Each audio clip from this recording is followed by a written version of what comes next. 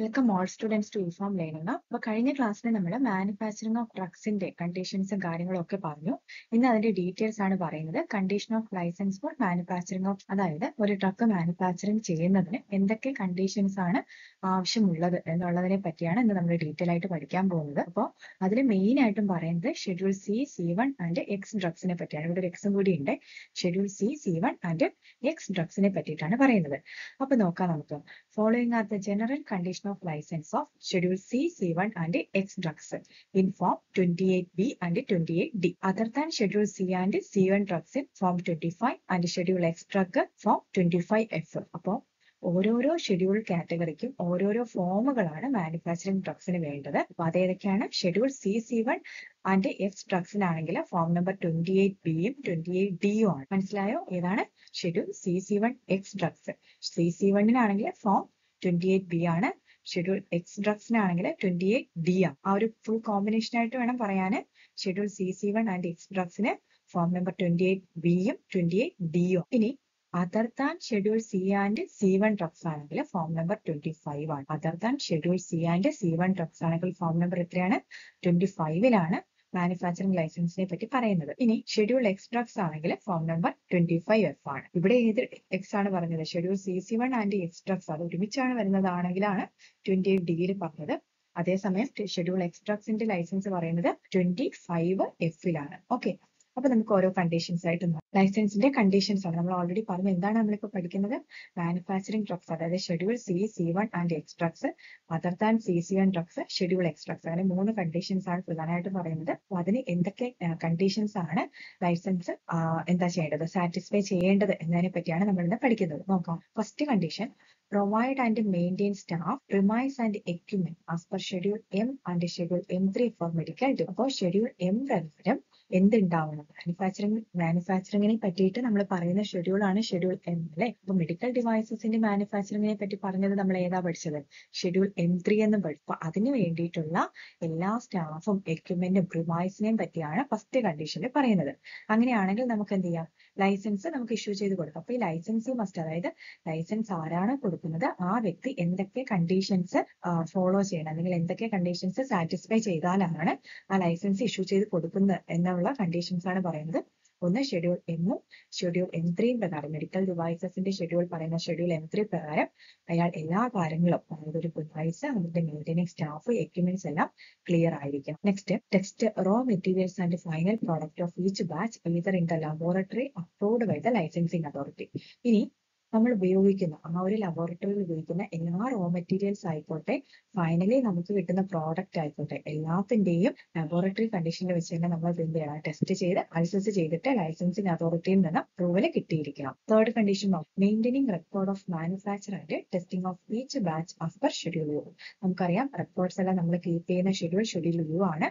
അപ്പൊ അത് പ്രകാരം മാനുഫാക്ചർ ചെയ്തതും ഓരോ ബാച്ച് പ്രോഡക്റ്റ് ടെസ്റ്റ് ചെയ്തതുമായിട്ടുള്ള എല്ലാ റെക്കോർഡ്സും നമ്മൾ എന്ത് ചെയ്യണം? മെയിൻറ്റെയിൻ ചെയ്തിരിക്കണം. നെക്സ്റ്റ് നോക്കൂ. Allow drug inspector to enter and inspect the premise, plant, process of manufacture, means of standardised test.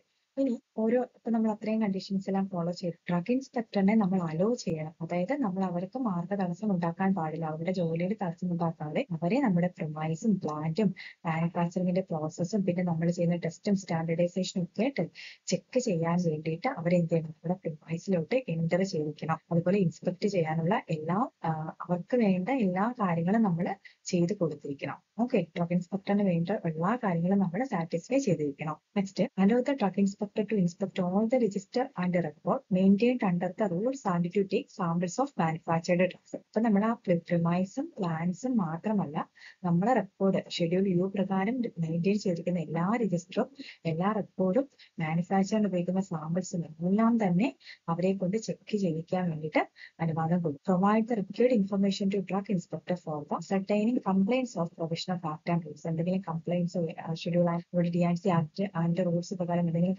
Complaints ഒക്കെ ഉണ്ടെങ്കിൽ അതെന്ത് ചെയ്യാം, നമുക്ക് ഡ്രഗ് ഇൻസ്പെക്ടറിനെ അറിയിക്കാവുന്നതാണ്. അടുത്ത് നോക്കൂ, ടൈം ടു ടൈം റിപ്പോർട്ട് ചെയ്ത ലൈസൻസിന് ഓരോ ടൈമും നമ്മൾ കറക്റ്റ് ആയിട്ട് ലൈസൻസിംഗ് അതോറിറ്റിക്ക് ആവശ്യമായിട്ടുള്ള എന്ത് ചെയ്യണം, റിപ്പോർട്ട്സ് കൊടുക്കണം. അതെങ്ങനെയാണ്? Changing expert staff responsible for manufacture of test. Expert സ്റ്റാഫിനെ എന്ത് ചെയ്യണം, മാനുഫാക്ചർ ചെയ്യാനും ടെസ്റ്റ് ചെയ്യാനും എക്സ്പേർട്ട് സ്റ്റാഫിനെ നമ്മൾ എന്ത് ചെയ്യും, എക്സ്പേർട്ട് സ്റ്റാഫിനെ തന്നെ നമ്മൾ നിർത്തുക. അല്ലെങ്കിൽ അവർ എക്സ്പേർട്ട് അല്ല എങ്കിൽ അടുത്തൊരാളെ നമ്മൾ ചേഞ്ച് ചെയ്ത് material alteration premise of plant. അതുപോലെ തന്നെ നമ്മൾ ടൈം ടു ടൈം ലൈസൻസിംഗ് അതോറിറ്റിയിൽ നിന്ന് എന്തെങ്കിലും മെറ്റീരിയൽസ് മാറ്റുന്നുണ്ടോ അല്ലെങ്കിൽ പ്രിമൈസിലെ പ്ലാന്റിൽ എന്തെങ്കിലും മാറ്റമുണ്ടെങ്കിൽ നമുക്ക് എന്ത് ചെയ്യാം, അതും ലൈസൻസിംഗ് അതോറിറ്റിയെ അറിയിക്കാം. Sample of decide drugs and complete protocol of test applied. ഇനി നമ്മൾ ഇപ്പൊ എന്തെങ്കിലും പ്രോട്ടോകോളിൽ ചേഞ്ച് വരുത്തിയിട്ടുണ്ടെങ്കിൽ അതും നമുക്ക് ലൈസൻസിംഗ് അതോറിറ്റിനെ അറിയിക്കും. Not sell any batch sample of which is submitted to the licensing authority until receipt of certificate of authorisation is issued. ഇനി നമ്മള് ചെക്ക് ചെയ്ത് ഈ ഡ്രഗ് ഇൻസ്പെക്ടർ വരുന്നു, ലൈസൻസിംഗ് അതോറിറ്റി ഇതെല്ലാം നമ്മുടെ ചെക്ക് ചെയ്യുന്നു. അപ്പൊ അവർ കറക്റ്റ് ആയിട്ടുള്ള സർട്ടിഫിക്കറ്റ് തരുന്ന അറ്റം വരെ നമ്മൾ ഒരിക്കലും നമ്മുടെ മാനുഫാക്ചർ ചെയ്ത ബാച്ചിൽ നിന്നും ഒരു സാമ്പിൾ എന്ത് ചെയ്യാൻ പാടില്ല, നമ്മള് വിൽക്കാനോ ഉപയോഗിക്കാനോ ഒന്നും പാടില്ല. Correct certificate licensing authority issue ചെയ്താൽ മാത്രമേ നമ്മൾ എന്ത് ചെയ്യാവൂ, നമ്മൾ മാനുഫാക്ചർ ചെയ്ത പ്രോഡക്റ്റ് ഇഷ്യൂ ചെയ്യാൻ പാടുള്ളൂ. എന്നാൽ മാത്രമേ നമുക്ക് പ്രോഡക്റ്റ് ഓക്കെ ആണെന്ന് സാറ്റിസ്ഫൈ ചെയ്യാൻ സാധിക്കൂ. Withdraw from sale reminder of any recall drug already issued if licensing authority direct to do. ഇപ്പൊ നമ്മൾ ഓൾറെഡി ലൈസൻസിംഗ് അതോറിറ്റി നമുക്ക് ഇഷ്യൂ ചെയ്യാനുള്ള അധികാരമൊക്കെ തന്നു, നമ്മൾ ഇഷ്യൂ ചെയ്ത് സെയിൽ ചെയ്യാൻ തുടങ്ങി. പക്ഷെ പെട്ടെന്നൊന്ന് ലൈസൻസിംഗ് അതോറിറ്റി പറയുവാണ് ഈ പ്രോഡക്റ്റിന് സബ്സ്റ്റാൻഡേർഡ് ക്വാളിറ്റി ആണ്, അപ്പൊ അത് തിരിച്ച് റീകാൾ ചെയ്യണം, ആ ഒരു ബാച്ചിനെ വിൽപ്പനയിൽ നിന്ന് റീകാൾ ചെയ്യണം എന്ന് പറഞ്ഞു കഴിഞ്ഞാൽ നമ്മൾ ഉടനെ എന്ത് ചെയ്യണം, അതിനെ വിഡ്രോ ചെയ്യും. നെക്സ്റ്റ് നോക്കാം, complaint of drug act 1940 towards thereunder and such further requirement time to time published in the official gazette.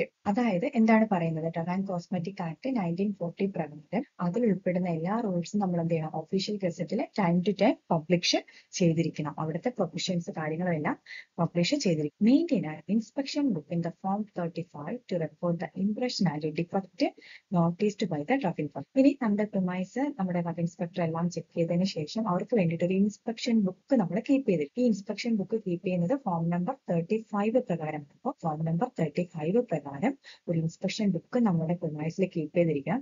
അപ്പൊ അവർ ഓരോ ഇൻസ്പെക്ഷൻ കഴിഞ്ഞിട്ടും എന്തെങ്കിലും ഡിഫക്റ്റോ അല്ലെങ്കിൽ എന്തെങ്കിലും ഇംപ്രഷനോ അവർക്കുണ്ടെങ്കിൽ അതെന്ത് ചെയ്യും, അവർ അതിൽ നോട്ട് ചെയ്ത് വെക്കും. അപ്പൊ അത് വെച്ചിട്ട് നമുക്ക് അടുത്തൊരു ഡ്രഗ് ഇൻസ്പെക്ടർ വരുമ്പോൾ ആ ബുക്ക് ചെക്ക് ചെയ്തതിന് ശേഷം എന്താണ് കഴിഞ്ഞ പ്രാവശ്യം വന്നപ്പോൾ ഉണ്ടായ മിസ്റ്റേക്ക്, അതിനനുസരിച്ച് എന്ത് ചെയ്യാൻ പറ്റും, അത് മെയിൻറ്റെയിൻ ചെയ്ത് പോകാനായിട്ട് പറ്റും. അപ്പോൾ അത് നമ്മൾ കീപ്പ് ചെയ്ത് വെച്ചിട്ടുണ്ട്. കണ്ടീഷൻ നോക്കാം, comply with requirement of good manufacturing practice as per schedule M. പിന്നെ ഷെഡ്യൂൾ എം പ്രകാരം GMP ഗുഡ് മാനുഫാക്ചറിംഗ് പ്രാക്ടീസ് ആണ് ഷെഡ്യൂൾ എമ്മിൽ പറയുന്നത്.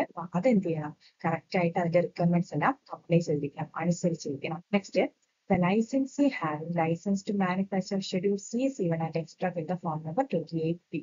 നമ്മൾ ഓൾറെഡി പറഞ്ഞു, ലൈസൻസിക്ക് ഷെഡ്യൂൾ C1 എക്സ് ഡ്രഗ്സിനെ മാനുഫാക്ചറിങ് ചെയ്യാനുള്ള ലൈസൻസ് ഫോം നമ്പർ ഏതിലാണ് പറയുന്നത്, 28B പറയുന്നത്. അപ്പൊ അവർ എന്തൊക്കെ കണ്ടീഷൻസ് നോക്കണം, forward the licensing authority every 3 months. Forwarding the licensing authority every 3 months in the statement of sale to the manufacturers, wholesalers, retailers, hospital, dispensary, nursing home and registered medical practitioners. എന്ന് പറഞ്ഞാൽ എന്താണ്, അപ്പോ ഈ licensing അതോറിറ്റിക്ക് ഓരോ ലൈസൻസിയും ഓരോ 3 മാസം കൂടുമ്പോഴും മാനുഫാക്ചർക്ക്, wholesaler, retailer, hospitalers, dispensary, nursing home and registered medical പ്രാക്ടീഷണേഴ്സിനെ എന്ത് ചെയ്യും, സെയിൽസുമായിട്ട് ബന്ധപ്പെട്ട സ്റ്റേറ്റ്മെന്റ് നമ്മൾ ഫോർവേഡ് ചെയ്ത് കൊടുക്കുക. Licensing authority every 3 months statement of sale to the manufacturers, wholesaler, retailer, hospital, dispensary, nursing home and registered medical practitioners. അപ്പോൾ ഇവർക്ക് എല്ലാവരിൽ നിന്നും എത്രമാത്രമാണ് സെയിൽ നടത്തിയെന്നുള്ള ഡീറ്റെയിൽസ് ലൈസൻസിംഗ് അതോറിറ്റിക്ക് നമ്മൾ 3 മാസത്തിൽ അയച്ചു കൊടുക്കുക. ഏത് ഡ്രഗിന്റെ മാനുഫാക്ചറിംഗുമായി ബന്ധപ്പെട്ടാണ് ഈ കാര്യം പറയുന്നത്, ഷെഡ്യൂൾ C1 എക്സ് ഡ്രഗുമായിട്ട് ബന്ധപ്പെട്ട്. അടുത്ത് നോക്കാം, maintain trade under the rule on of all transactions regard to use, stock, manufacture, storage and sale of schedule X drugs. അതുപോലെ തന്നെ ഷെഡ്യൂൾ എക്സ് ഡ്രഗ്സിന്റെ മാനുഫാക്ചറിംഗുമായിട്ട് ബന്ധപ്പെട്ട അക്കൗണ്ട്സ്, അതിന്റെ യൂസ്, സ്റ്റോക്ക്, മാനുഫാക്ചറിംഗ്, സ്റ്റോറേജ്, ഈ കാര്യങ്ങളും rules പ്രകാരം നമ്മൾ എന്ത് ചെയ്യണം, എല്ലാ കാര്യങ്ങളും മെയിൻറ്റെയിൻ ചെയ്യും. Store always schedule X bulk drugs separately under the custody of responsible person. ഇനി എപ്പോഴും ഷെഡ്യൂൾ എക്സ് ഡ്രഗ്സ് ബൾക്ക് ഡ്രഗായിട്ട് നമ്മൾ എന്ത് ചെയ്യണം, റെസ്പോൺസിബിൾ പേഴ്സൺ സെപ്പറേറ്റ് ചെയ്തിട്ട് എല്ലാത്തിനെയും കൂടെ മിക്സ് ചെയ്യാതെ ഷെഡ്യൂൾ എക്സ് ഡ്രഗ്സിനെ സെപ്പറേറ്റ് ചെയ്തതിനെ കീപ്പ് ചെയ്യാൻ ശ്രദ്ധ. ഇനി അടുത്ത് നോക്കാം. അപ്പൊ അത്രയാണ് പ്രധാനമായിട്ട് നമ്മൾ മെയിൻറ്റെയിൻ ചെയ്യേണ്ടതാണ് കാര്യങ്ങൾ പറഞ്ഞത്. ഒന്ന് നമ്മൾ എന്ത് ചെയ്യണം, ആ പ്രിമൈസുമായി ബന്ധപ്പെട്ട എല്ലാ കാര്യങ്ങളും നമ്മൾ കൃത്യമായിട്ട് പ്രിമൈസിലെ പ്ലാൻസ്, എക്യുപ്മെന്റ്സ് ഇതെല്ലാം ക്ലിയർ ആയിരിക്കണം. പിന്നെ അവിടുത്തെ റെക്കോർഡ്സ് എല്ലാം നമ്മൾ കറക്റ്റ് ആയിട്ട് മെയിൻറ്റെയിൻ ചെയ്യണം. ഡ്രഗ് ഇൻസ്പെക്ടറിനെ ഇൻസ്പെക്ട് ചെയ്യാനുള്ള അനുവാദം നമ്മൾ, അതായത് അവരെ ഒരിക്കലും അവരുടെ ജോലി തടസ്സം ഉണ്ടാക്കാതെ നമ്മൾ എല്ലാ കാര്യങ്ങളും അവർക്ക് ചെയ്തു കൊടുക്കാനുള്ള അവസരം ഉണ്ടാക്കണം. ഡ്രഗ് ഇൻസ്പെക്ടറിന്റെ ഇൻസ്പെക്ട് ചെയ്തതിന് ശേഷം അവരുടെ കാര്യങ്ങളൊക്കെ രേഖപ്പെടുത്തി വെക്കാനുള്ള ഒരു ഇൻസ്പെക്ഷൻ ബുക്ക് കീപ്പ് ചെയ്യണം. ഷെഡ്യൂൾ CC1 എക്സ്ട്രാക്റ്റിന്റെ എല്ലാ ഫോമും നമ്മൾ എന്ത് ചെയ്യണം, കറക്റ്റ് ആയിട്ട് മെയിൻറ്റെയിൻ ചെയ്യുകയും റൂൾസ് പറയുന്നത് പോലെ നമ്മൾ എന്ത് ചെയ്യണം, അതിന്റെ മാനുഫാക്ചറും സ്റ്റോക്കും സെയിലും എല്ലാം മെയിൻറ്റെയിൻ ചെയ്യുകയും വേണം. അടുത്ത നോക്കാം, manufacture of drug for test, examination and analysis. ഇനി നമ്മൾ മാനുഫാക്ചർ, നമ്മൾ നേരത്തെ പറഞ്ഞത് ഷെഡ്യൂൾ CC1 എക്സ്ട്രാക്ട്സിന്റെ മാനുഫാക്ചറുമായിട്ട് ബന്ധപ്പെട്ട കണ്ടീഷൻസ് ആണ്. നെക്സ്റ്റ് പറയുന്നത് ഒരു ഡ്രഗ് നമുക്ക് ടെസ്റ്റ് ചെയ്യണം അല്ലെങ്കിൽ എക്സാമിൻ ചെയ്യണം, അനാലിസിസ് ചെയ്യണം എങ്കിൽ അതുമായിട്ട് ബന്ധപ്പെട്ട മാനുഫാക്ചറിംഗ് കണ്ടീഷൻസ് ആണ് പറയുന്നത്. ഈ licence is required to manufacture any drug small quantity for the purpose of examination, test or analysis purpose.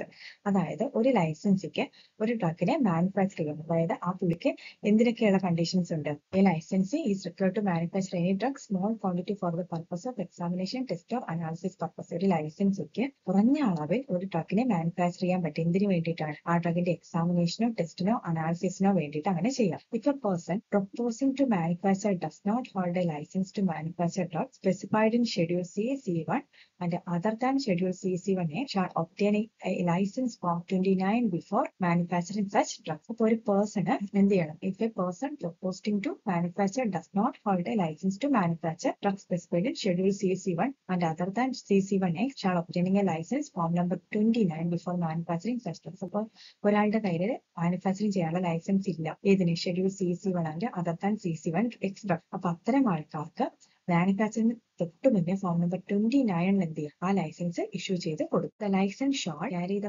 Examination of drug at the place specified.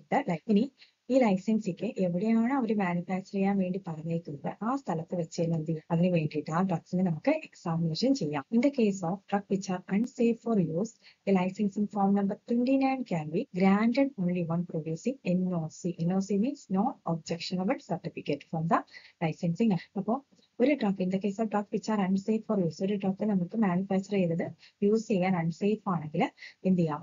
അതിന് വേണ്ടിയിട്ടുള്ള NOC കൊടുക്കുന്ന ഫോം നമ്പർ 29 അത് ആരാണ് ഇഷ്യൂ ചെയ്യുന്നത്? Licensing അതോറിറ്റിയാണ് ഇഷ്യൂ ചെയ്യുന്നത് form number 29. Application must be countersigned by the head of the institute which propose to undertake the manufacture. അപ്പോൾ അതിനാവശ്യമായുള്ള ആപ്ലിക്കേഷൻ എല്ലാം കൗണ്ടർ സൈൻ ചെയ്യുന്നത് ഹെഡ് ഓഫ് ദ ഇൻസ്റ്റിറ്റ്യൂഷൻ ആണ്. അത് മാനുഫാക്ചറിംഗിന്റെ ആവശ്യത്തിനനുസരിച്ചിട്ടാണ് അവരെന്ത് ചെയ്യുന്നത്? കൗണ്ടർ സൈൻ ചെയ്യുന്നത്. നെക്സ്റ്റ് നോക്കാം, licence remain valid for a period of 1 year unless cancelled or suspend. അപ്പോ ഈ ഒരു ലൈസൻസ് ആ മാനുഫാക്ചർ ഓഫ് ടെസ്റ്റ് ഫോർ അനാലിസിസിന് വേണ്ടി കിട്ടുന്ന ലൈസൻസ് എന്ന് പറഞ്ഞാൽ അവരുടെ വാലിഡിറ്റി 1 വർഷമാണ്. ആര് ക്യാൻസൽ ചെയ്തത് വരെ? ലൈസൻസിംഗ് അതോറിറ്റി ക്യാൻസലോ സസ്പെൻഡോ ചെയ്യുന്നില്ല എങ്കിൽ 1 വർഷം വരെ അതിന് വാലിഡിറ്റി ഉണ്ട്. ഇനി drug for purpose of examination shall be placed in the containers labeled for the purpose of manufacturing with name and address of the manufacturer. അപ്പോൾ ഇത്തരം ഡ്രഗ്സ് എക്സാമിനേഷന് വേണ്ടിയിട്ടുള്ള ഡ്രഗ് ആണെങ്കിൽ അതിന്റെ പ്ലേസ്, അതിന്റെ പുറത്ത് നമ്മൾ കണ്ടെയ്നറിൽ അതിന് വേണ്ടിയിട്ട് ലേബിൾ ചെയ്തു. എന്തിനു വേണ്ടിയിട്ടാണ്? മാനുഫാക്ചർ ചെയ്യുന്നത് ആരാണ്, അവരുടെ പേരും അഡ്രസ്സും കാര്യങ്ങളും എന്തിനു വേണ്ടിയിട്ടാണ് ഇത് യൂസ് ചെയ്തത്, പർപ്പസ് ഓഫ് എക്സാമിനേഷൻ എന്നും കൂടി നമ്മൾ ലേബിൾ ചെയ്തു. After supply to the any other manufacture well. അപ്പൊ അതിനനുസരിച്ചിട്ട് നമുക്ക് എന്ത് ചെയ്യാം? ആർക്കാണോ സപ്ലൈ ചെയ്യേണ്ടത് അതിനനുസരിച്ച് supply. The licensee shall allow inspector to inspect the premise and satisfy himself that only examination is done. അപ്പോൾ ഈ ലൈസൻസിക്ക് ഡ്രഗ് ഇൻസ്പെക്ടറിനെ അവരുടെ പ്രിമൈസിൽ എൻട്രി ചെയ്യിക്കാം. എന്നിട്ട് അവരെ എന്ത് ചെയ്യാം? ബോധിപ്പിക്കാം. അതായത് നമ്മളിത് മാനുഫാക്ചർ ചെയ്ത് സെയിൽ ചെയ്യാൻ വേണ്ടിയിട്ടല്ല, മാനുഫാക്ചർ ചെയ്യുന്നത് എക്സാമിനേഷൻ പർപ്പസിന് വേണ്ടിയിട്ടാണ്, അതായത് ടെസ്റ്റ് ചെയ്ത് അനാലിസിസ് ചെയ്യാൻ വേണ്ടിയിട്ടാണെന്നുള്ളത് അവരെ ബോധിപ്പിക്കും. ലൈസൻസ്, കാരണം അങ്ങനെ ചെയ്താൽ മാത്രമേ നമുക്ക് എന്ത് ചെയ്യാൻ പറ്റൂ? ബൾക്കായിട്ട് മാനുഫാക്ചർ ചെയ്യാൻ പറ്റൂ അല്ലെ?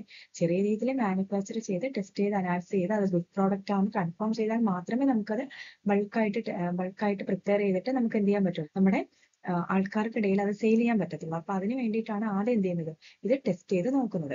Licensee shall keep the record quantity drug supplied analysis and also maintaining inspection book. അപ്പോൾ ഈ ലൈസൻസി എല്ലാ റെക്കോർഡ്സും നമ്മൾ എന്ത് ചെയ്യണം? ക്വാണ്ടിറ്റി ഓഫ് ഡ്രഗുമായിട്ട് ബന്ധപ്പെട്ട എല്ലാം കീപ്പ് ചെയ്യണം. അതിന്റെ ഒപ്പം തന്നെ ഡ്രഗ് ഇൻസ്പെക്ടറിന് വേണ്ടിയിട്ട് ഒരു ഇൻസ്പെക്ഷൻ ബുക്കും കൂടി കീപ്പ് ചെയ്തിട്ടുണ്ടാകും. The licensee shall comply with such requirement specified and of which the authority has given him not less than 1 month notice. അപ്പൊ ഈ ലൈസൻസിക്ക് എല്ലാ റിക്വയർമെന്റ്സും 1 month നോട്ടീസിനുള്ളിൽ തന്നെ എന്ത് ചെയ്യണം, എല്ലാം ചെയ്ത് അതോറിറ്റിക്ക് സാറ്റിസ്ഫൈ ചെയ്ത് കൊടുത്തേക്കും. License shall complete with such requirement specified and which the authority have given not less than 1 month notice. ഇപ്പൊ നോട്ടീസ് പീരീഡ് കൊടുത്തിട്ടുണ്ടാവും. അപ്പൊ അതിനുള്ളിൽ തന്നെ ഇവരുടെ പ്രിമൈസും കാര്യങ്ങളും എല്ലാം എന്ത് ചെയ്യണം, സാറ്റിസ്ഫൈ ചെയ്യാനുള്ള മന്ത് പീരീഡ് ആണ് പറയുന്നത്.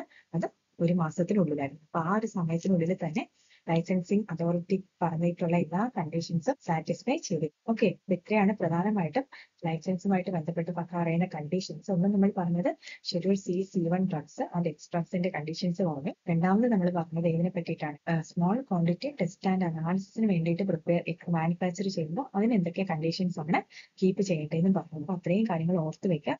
നമുക്ക് നെക്സ്റ്റ് ക്ലാസ്സിന് ന്യൂ ഡ്രഗ്സിന്റെ മാനുഫാക്ചർ എങ്ങനെയാ നമുക്ക് അതിന്റെ കണ്ടീഷൻസും കാര്യങ്ങളും പഠിക്കാം. അപ്പോൾ താങ്ക് യു സോ മച്ച്.